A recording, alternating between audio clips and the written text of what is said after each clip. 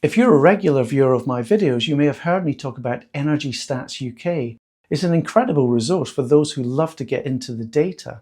In this video then, I'm excited to share a recent interview I had with its creator, Mick Wall, where we dive deeper into how the service came about and what makes it so valuable. I'm Gary, and welcome back to my channel, Gary Does Solar.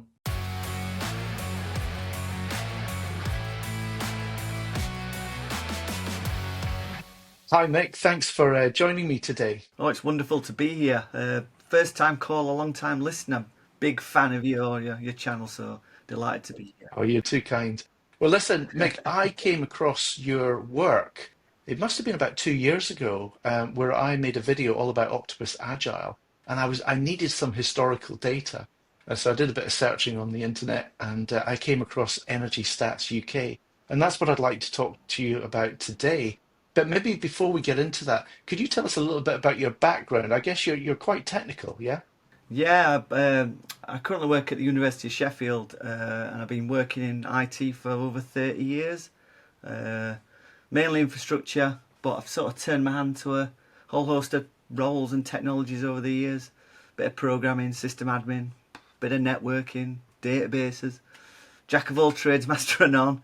Uh, but on the side, I've turned into a like bit of an energy nerd, and the Energy Stats website has become a bit of an all-consuming hobby, which is why I think you've got me here today. Yeah, that's exactly right. I mean, I thought it was a fabulous resource, but maybe just to introduce people to it, could you perhaps describe what Energy Stats UK is? Yeah, so Energy Stats, it's like a hobby website that I created, and there's a Twitter and Blue Sky account that goes along with it. The website itself and the underlying infrastructure of it pulls in pricing data from Octopus Energy's tariffs, uh, and then the social media channels sort of publish those out on a daily basis. And the site sort of evolved into the home for my blog posts about my renewable journey. Uh, I started the website I think it was March 2019, and the Twitter account started 5 or 6 months later than that, and has been tweeting out daily ever since. Wow. I mean, it's a fantastic resource. Um, why did you start this? Why did you create it in the first place then? Uh, so about 6 years ago, just before the end of the feed-in tariff, I got solar on my roof. Before that, I had no real idea what a kilowatt hour was. I just paid my bills like everyone else. But getting solar makes you sort of appreciate your energy usage and helps you understand what a kilowatt hour is and how much you pay for each unit. So this led me to start looking at energy tariffs across the board, sort of through a different lens, because you understand what the unit price actually meant now since you'd got solar. And one tariff I was drawn to was a new one called Octopus Agile.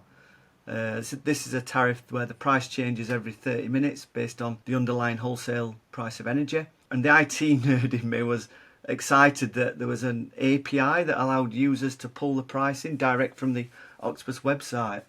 Right. And you mentioned a term there, API. Now, not all of my viewers have a technical background. Could you perhaps just explain what an API actually is? Yeah, API stands for Application Programming Interface, and it's just a standard way of computers to talk to each other.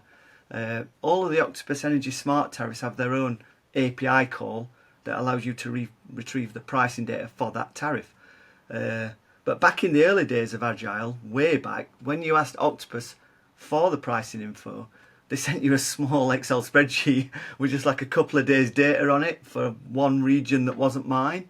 Uh, so I wrote some code and started to collect all the Agile data for my region, and then realised I can get it for all 14 UK regions. So I ended up just like with all this data accumulating. And then this led me to wonder whether anyone else would be interested in this data. So that's what then led to the website, so I could present the data in graph format and just put it out there. Weirdly, it seemed there was a hell of a lot of interest in Agile, and the website started getting lots of hits and lots of traction. It originally started out just the Agile tariff, but because there are other smart tariffs by Octopus, I started adding other tariffs like Go and Cozy and Flux, and it's just grown and grown sort of over uh, over time, really. More tariffs, all the regions. So yeah, it's won't become one big sort of resource. If you want, I can show you how that works. Yeah, that would be lovely.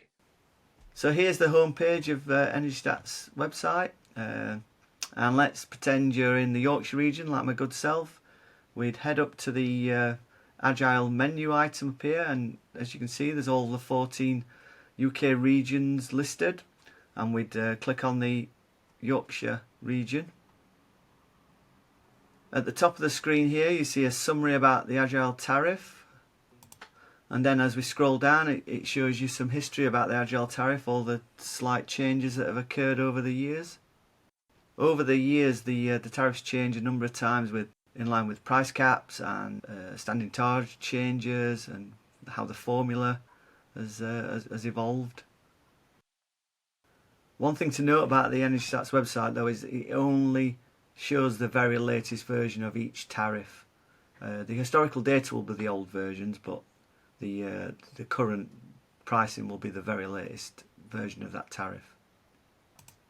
So if we scroll down further down the page, we'll start to see some graphs of the pricing data.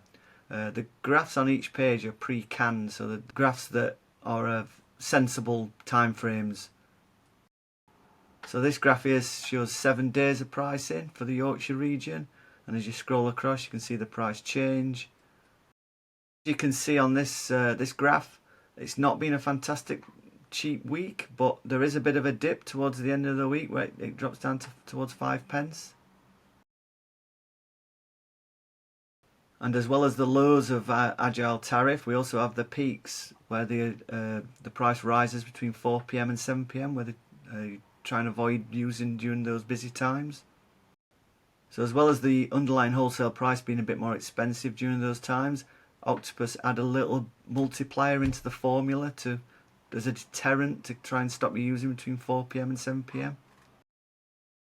So we've got a more detailed graph here over the last 48 hours. As you can see, the next day is blank because those prices don't come out until around 4 p.m. each day. Once the data is released, that graph would populate. So this colourful graph here shows the average unit price for each 30-minute slot of the day for the last 365 days. On the left hand side is midnight, and then midnight 30, 1am, 1:30, all the way across to 22:30. So you can see each 30-minute average price.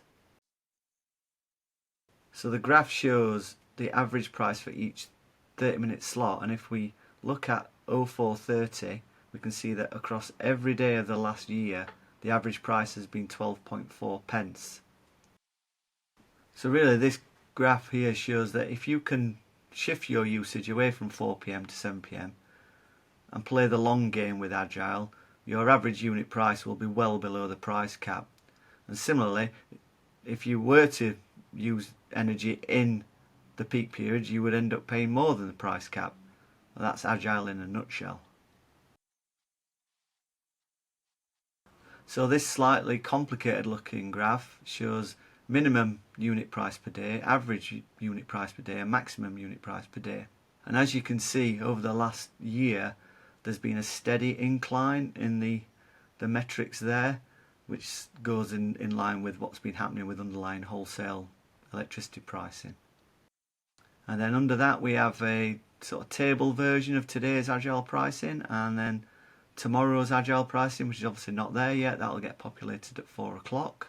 And then this very complicated graph at the bottom shows all the smart tariffs in one graph. But if we wanted to say compare Agile to the COSI tariff, we would click on Agile, we could click on COSI, and then we'll just see that detailed comparison there. That's pretty impressive, Mick.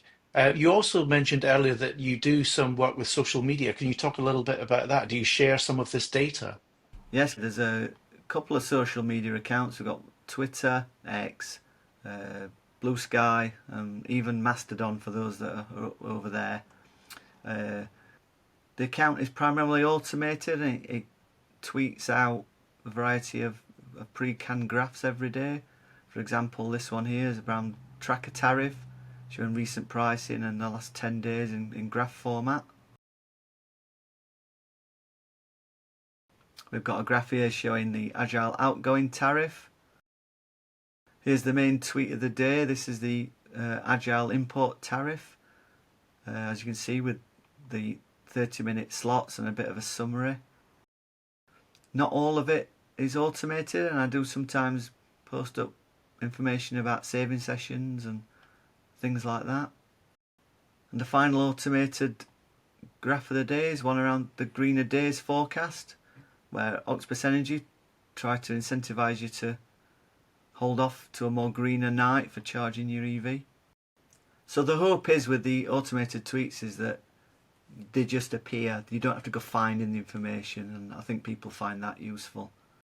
I mean, it's a really fantastic resource that you've built here, Mick, and I love the way that you can either actively go in and sort of research data, or you can just have it come at you every day automatically without you having to think about it.